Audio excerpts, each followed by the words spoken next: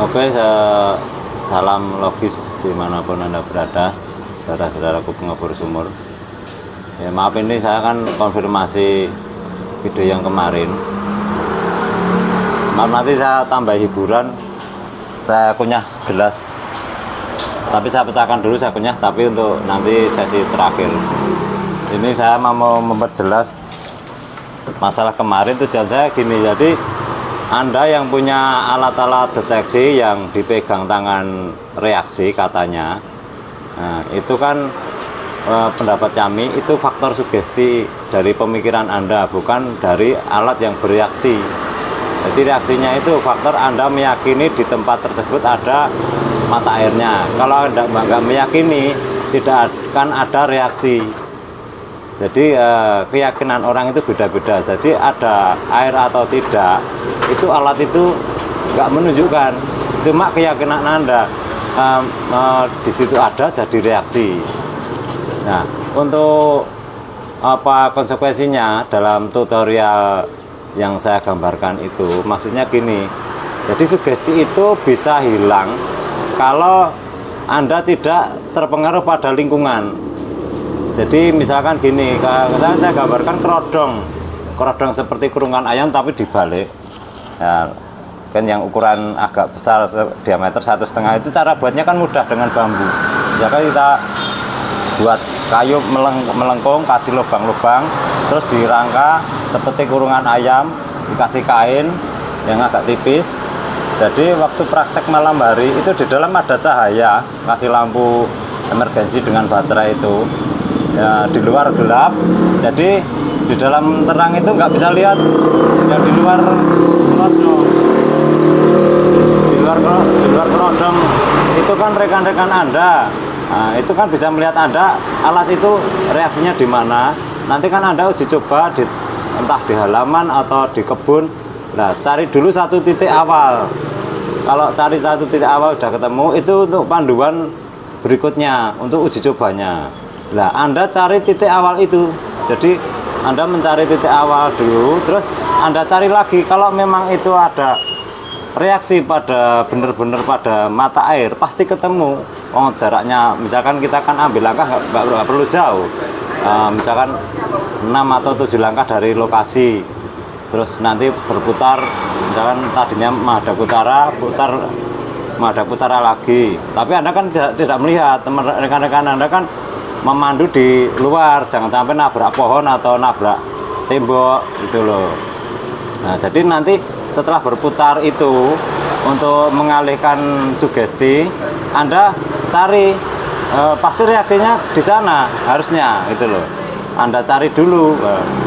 Sebenarnya kalau Anda yakin dan tidak pun nanti bisa ketemu walaupun belum mencari, karena misalkan gini, Anda di waktu meninggalkan titik awal tadi yang untuk panduan itu dengan langkah maksimal misalnya 6 kali atau 7 kali, 7 kali. Nah, di waktu Anda kembali itu kalau dengan langkah maksimal berarti Anda hanya memandu hitungan, bukan terpandu pada alat.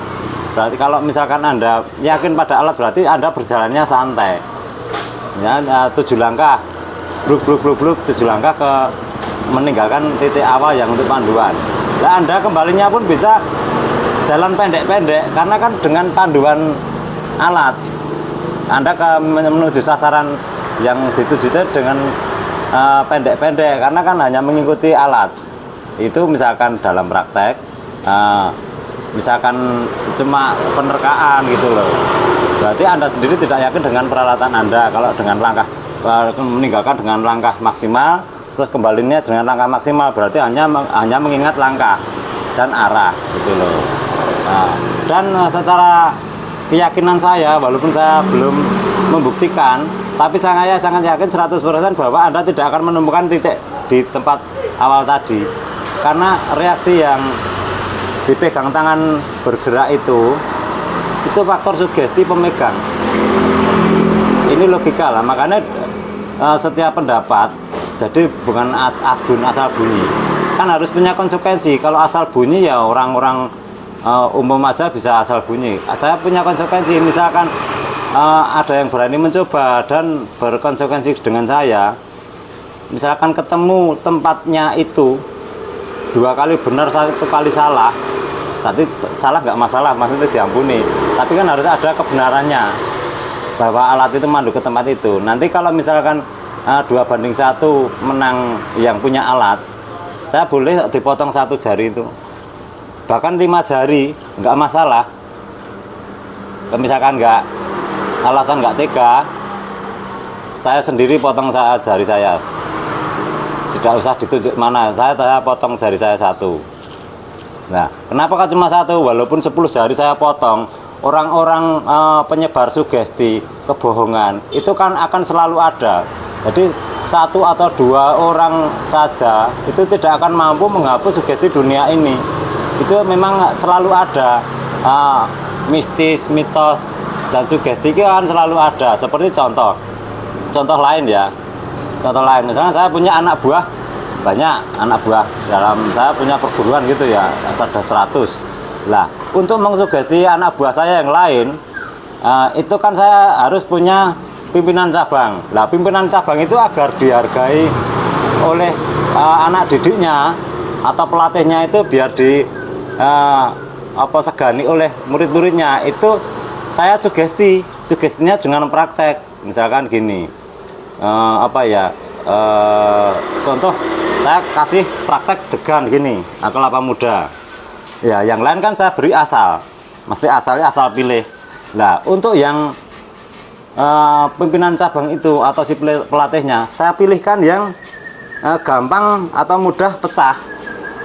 Karena ini bagi mereka yang pedagang-pedagang kelapa itu tahu benar mana yang mudah pecah dan mana yang sulit pecah. Nah, itu bagian yang mudah pecah itu saya kasihkan ke yang calon pimpinan pelatih, biar disegani oleh anak buahnya.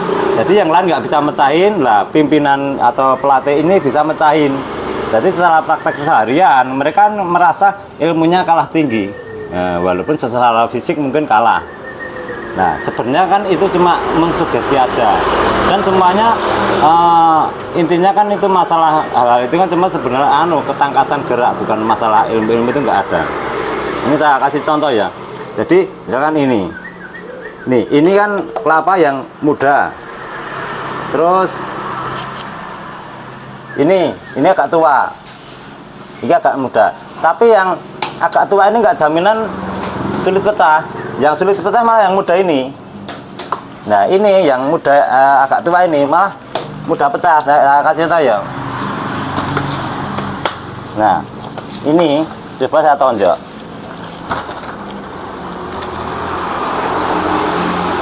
Dapat pecah agak belakang, Mas.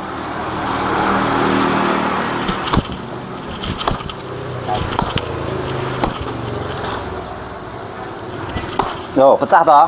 Memang nggak sekali.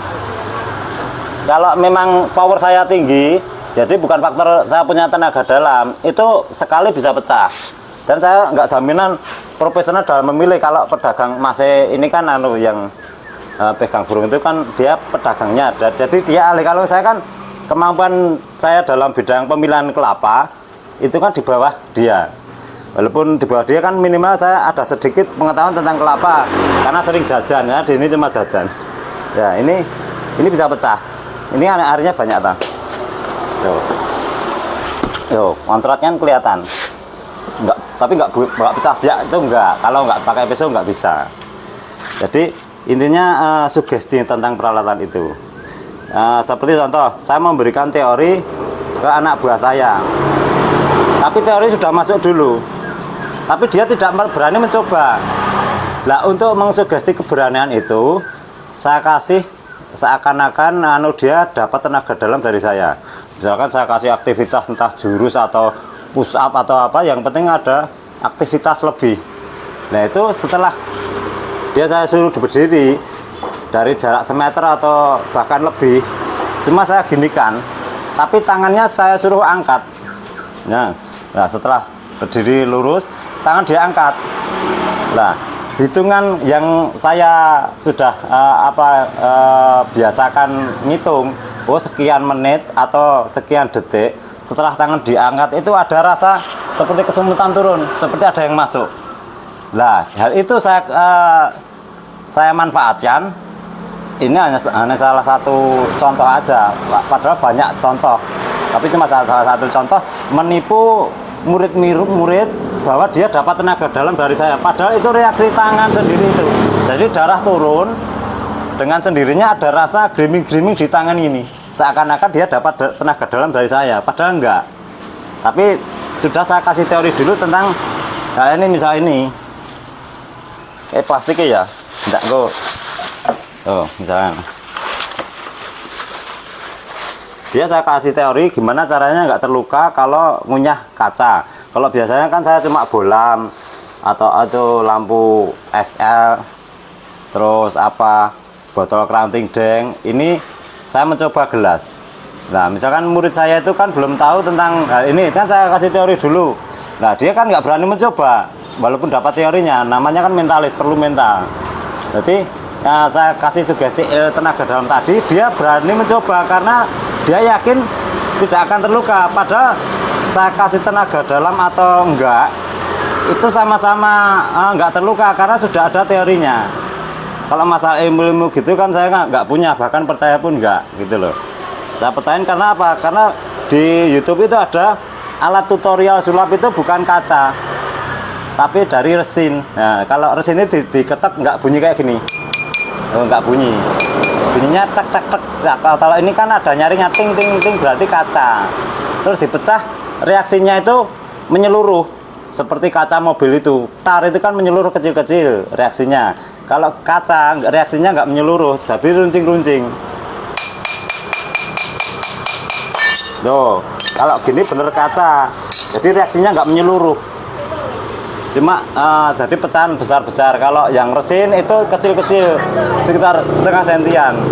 Ini saya punya nggak apa-apa, bukan karena saya punya ilmu goib, enggak, tapi memang ini ada teorinya tersendiri bahwa kalau saya ngunyah itu nggak terluka. Nah. Oh. Hey. Ya.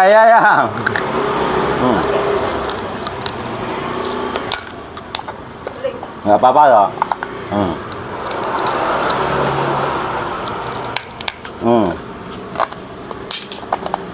Oke, terima kasih.